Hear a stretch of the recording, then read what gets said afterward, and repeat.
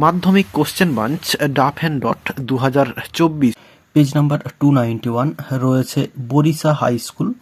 তো এই স্কুলটির যে কোশ্চেন সেটটি রয়েছে তার সিন, আনসিন এবং গ্রামার পার্টের সমস্ত সমাধান দিব, এবং আগের যে স্কুলগুলি রয়েছে, স্কুলের কোশ্চেন সেটগুলি রয়েছে, সেগুলির সমাধান ইতিমধ্যেই আপলোড করা হয়েছে ডেসক্রিপশন বক্স এবং এন্ড স্ক্রিনে প্লেলিস্ট রয়েছে, সেখান থেকে দেখে নিতে পারো।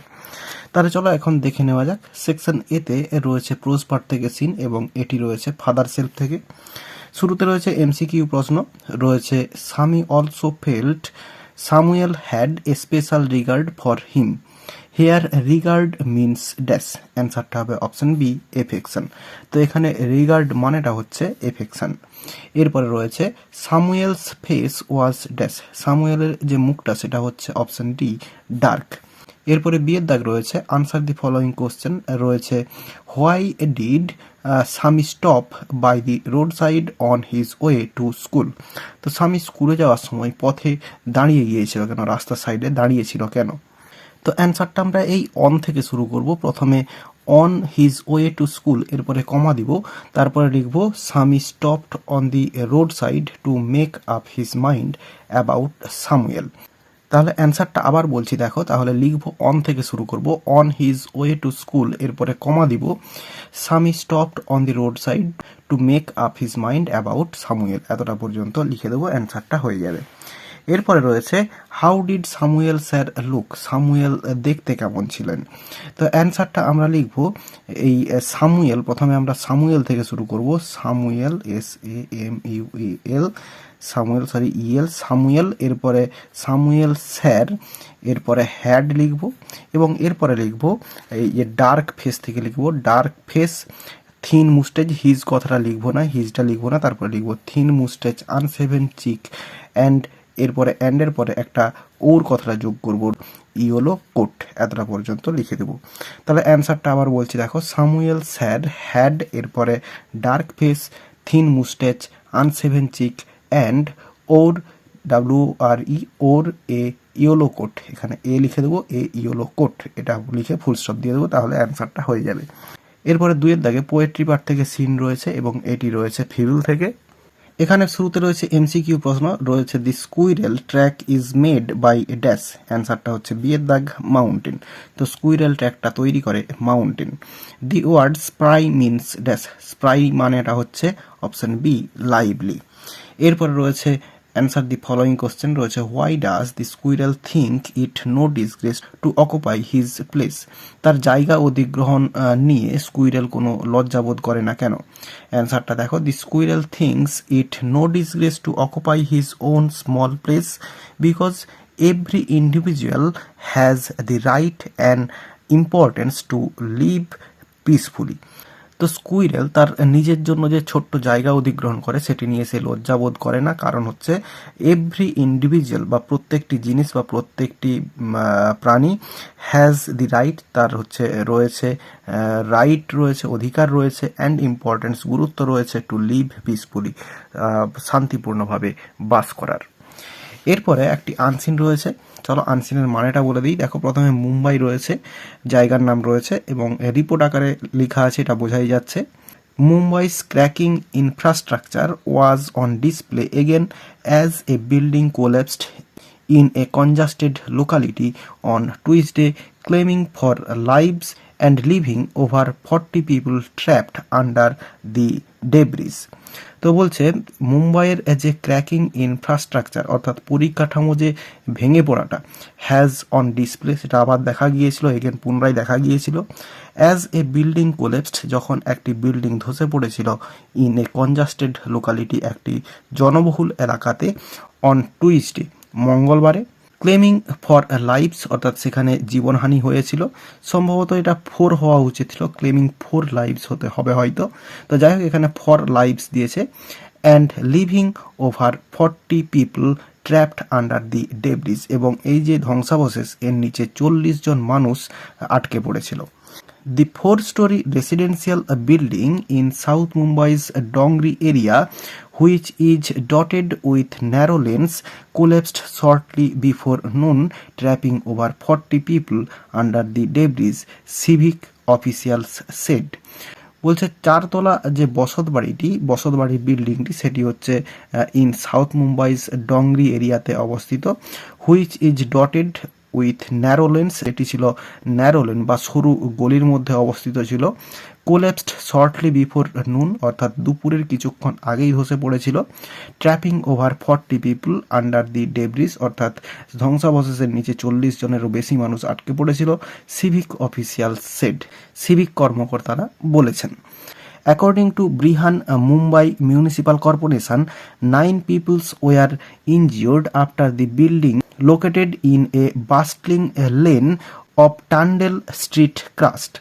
তো বলছে অ্যাকর্ডিং টু ব্রিহান মুম্বাই মিউনিসিপ্যাল কর্পোরেশনের মতে 9 পার্সনস ওয়ার ইনজিওর্ড, 9 জন মানুষ আহত হয়েছিল, after the building located bustling lane of Tandel street crashed, যখন টান্ডেল স্ট্রিটে একটি বাড়ি ধসে পড়েছিল। Mumbai mayor Vishwanath Mahadeshwar had asked the municipal commissioner to launch an inquiry for the cause of the incident. মুম্বাইয়ের মেয়র বিশ্বনাথ মহাদেশ্বর তিনি বলেছেন মিউনিসিপ্যাল কমিশনারকে লঞ্চ করতে একটা ইনকোয়ারি করতে বলেছেন for the cause of the incident, এই যে ঘটনাটা এর কারণটা জানতে। এটা নেওয়া হয়েছে দেখো দি টাইমস অফ ইন্ডিয়া পত্রিকা থেকে নেওয়া হয়েছে। তো মানেটা বলে দিলাম, এবার চলো কোশ্চেনের অ্যান্সারগুলো দেখে নিই। দি বিল্ডিং কোল্যাপসড ইন ড্যাশ, বিল্ডিংটি ধসে পড়েছিল কোথায়? অ্যান্সারটা হবে ইন সাউথ মুম্বাইস ডংরি এরিয়া, এটা হচ্ছে অ্যান্সারটা হবে। এরপর রয়েছে the number of people trapped under the debris was dash, অ্যান্সারটা হবে ওভার 40 পিপল, অ্যান্সারটা এইটুকু হবে, ওভার 40 পিপল লিখে দিলে অ্যান্সারটা হয়ে যাবে।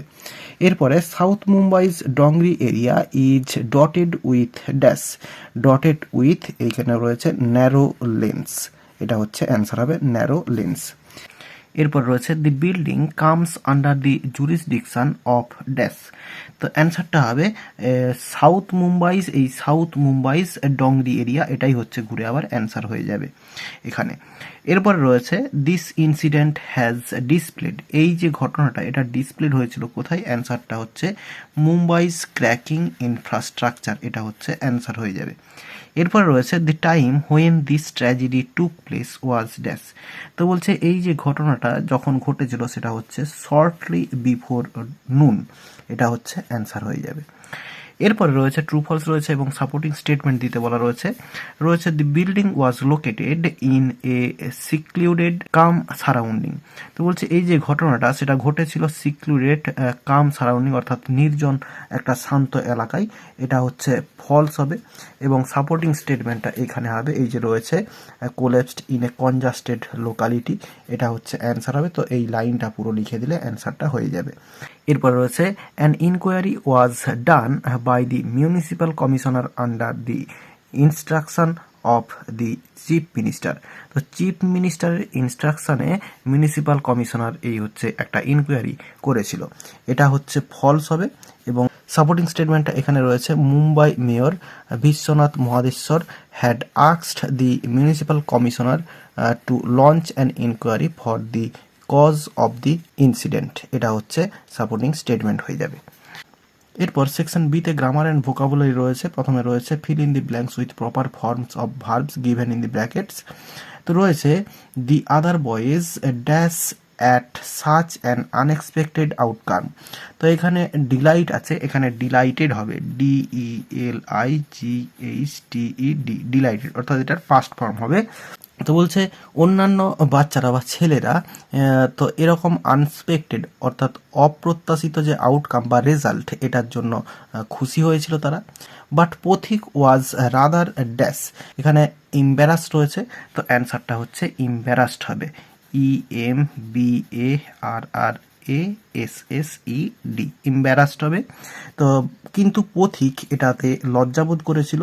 মাখন ইমিডিয়েটলি ড্যাশ আপ, এখানে রয়েছে জাম্প, তো অ্যান্সারটা হবে jumped up, JUMPED, jumped up and threw himself on to him. তো মাখন তৎক্ষণাৎভাবে ঝাঁপ মেরে উঠেছিল এবং তার গায়ের ওপর পড়েছিল। কার গায়ের ওপর? এই যে পথিক, যে হচ্ছে মন খারাপ করেছিল বা লজ্জিত বোধ করেছিল, তার উপরে পড়ে গিয়েছিল। এরপরে ড্যাশ রয়েছে, dash him with blind rage. এটা হবে হচ্ছে টু হিট বা হিটিং করলেও অসুবিধা নেই, হিটিং করবে, hitting him with blind rage. এরপরে 5 দাগে ডু অ্যাজ ডাইরেক্টেড রয়েছে I shall look after the matter shortly. এটা হচ্ছে ভয়েস চেঞ্জ করতে বলেছে। তাহলে আইটা হচ্ছে সাবজেক্ট, লুক আফটার এটা হচ্ছে ভার্ব, এরপরে দি ম্যাটার এটা হচ্ছে অবজেক্ট। তাহলে রয়েছে দেখো শ্যাল দিয়ে রয়েছে, অর্থাৎ মডাল ভার্ব দিয়ে রয়েছে। তাহলে অবজেক্টটাকে শুরুতে নিতে হবে, তাহলে দি ম্যাটার। এরপরে দি ম্যাটারের পরে উইল হবে, দি ম্যাটার উইল, সঙ্গে বি হবে, মডাল থাকলে মডাল যুক্ত বি হয়। এরপরে লুকের থার্ড ফর্ম লুকড হবে। এরপরে আফটার, AFTER, আফটার। এরপরে শর্টলি, এরপরে প্রিপোজিশন বাই, এরপরে আইটা মি হয়ে যাবে। তাহলে অ্যান্সারটা হলো the matter will be looked after shortly by me. এরপরে রয়েছে the man said to me why didn't you listen to me. Indirect speech, অর্থাৎ ন্যারেশন চেঞ্জ করতে বলেছে। তাহলে এখানে সেড টু রয়েছে, এটা হচ্ছে আক্সড হয়ে যাবে, কারণ ইন্টারোগেটিভ সেন্টেন্সে রয়েছে আর WH ওয়ার্ড দিয়ে রয়েছে। তাহলে দি ম্যান আক্সড, এরপরে মি, এরপরে WHটা বসে যাবে লিঙ্কার হিসাবে হোয়াই, এরপরে ইউটা হচ্ছে এই মিকে বোঝানো হচ্ছে, তাহলে হোয়াই, এরপরে আই হবে। এরপরে ডিড নট রয়েছে, সিম্পল পাস্ট টেন্সে রয়েছে, পাস্ট পারফেক্টে চেঞ্জ হবে হ্যাড, সঙ্গে নট। এরপরে লিসেন্ড, LISTENED, লিসেন্ড, এরপরে টু হিম, মিটা হিম হয়ে যাবে, কারণ এই মিটা হচ্ছে দি ম্যানকে বোঝানো হচ্ছে, তার জন্য হিম হয়ে যাবে। তাহলে the man asked me why I had not listened to him. এরপর রয়েছে the climate was too hot to bear with. এটা হচ্ছে অমিট টু, অর্থাৎ এই টু কথাটাকে বাদ দিতে হবে। তাহলে সিম্পল সেন্টেন্সে আছে সো দ্যাট ইউজ করতে হবে, অর্থাৎ কমপ্লেক্স সেন্টেন্সে করে দিলেই হয়ে যাবে। তাহলে সাবজেক্ট যেমন আছে লিখে দিব দি ক্লাইমেট, এরপরে ভার্বটাও সেরকম হয়ে যাবে একই রকম। তাহলে দি ক্লাইমেট ওয়াজ, এরপরে সো হট, এরপরে দ্যাট বসাবো। এরপরে সাবজেক্ট আনতে হবে একটা, তো এখানে নেগেটিভ সমেত সাবজেক্টটা নিয়ে চলে আসবো, দ্যাট নো ওয়ান। এরপরে পাস্ট টেন্সে রয়েছে, তাহলে কুড নিয়ে আসবো, COULD, কুড। এরপরে নো ওয়ান কুড, এরপরে বিয়ার উইথ, BEAR উইথ। তাহলে অ্যান্সারটা হলো the climate was so hot that no one could bear with. এরপর রয়েছে ওয়েল ডান, এটা হচ্ছে অ্যাসারেটিভ সেন্টেন্স করতে বলা রয়েছে। তাহলে ওয়েল ডান এটা অ্যাসারেটিভ সেন্টেন্স করলে হবে ইউ হ্যাভ ডান ওয়েল। এটা হচ্ছে অ্যাসারেটিভ সেন্টেন্স হয়ে যাবে ইউ হ্যাভ ডান ওয়েল। এরপরে 6 দাগে ফ্রেজাল ভার্ব রয়েছে। প্রথমে রয়েছে the principal has rejected the proposal. তো রিজেক্টেডের জন্য হচ্ছে টার্ন ডাউন হয়, তো এখানে টার্নড ডাউন হবে, TURNED, টার্নড ডাউন। এরপর রয়েছে the man will establish a new business. এস্টাবলিশের জন্য হচ্ছে সেট আপ হয়, তো এখানে সেট আপ অ্যান্সার হয়ে যাবে, সেট আপ। এরপরে 7 দাগে একটি নোটিশ রাইটিং লিখতে দেওয়া আছে free health checkup camp এই বিষয়বস্তুর ওপর। তো এই নোটিশটি আগেই আপলোড করা হয়েছে। তো নোটিশের যে প্লেলিস্টটি রয়েছে সেখান থেকে তোমরা পেয়ে যাবে। ডেসক্রিপশান বক্স এবং আই বটনে এর লিঙ্কটি দেওয়া রয়েছে, তোমরা দেখে নিতে পারো। তাহলে এই পেজটির যে সমস্ত সিন, আনসিন এবং গ্রামার পার্ট সঙ্গে এই নোটিশটি, তার সমাধান দেওয়া হয়ে গেল। আশা করি বোঝাতে পারলাম। ভিডিওটি ভালো লেগে থাকলে একটি লাইক করো এবং বন্ধুদের মধ্যে শেয়ার করো, এবং আমার এই চ্যানেলে নতুন হলে চ্যানেলটি সাবস্ক্রাইব করে পাশে থাকা বেল আইকনটি প্রেস করো পরের ভিডিওগুলি সবার আগে পাওয়ার জন্য। এই ভিডিওতে এতটাই দেখাবে, নেক্সট ভিডিওতে ভালো থাকো সবাই, ধন্যবাদ।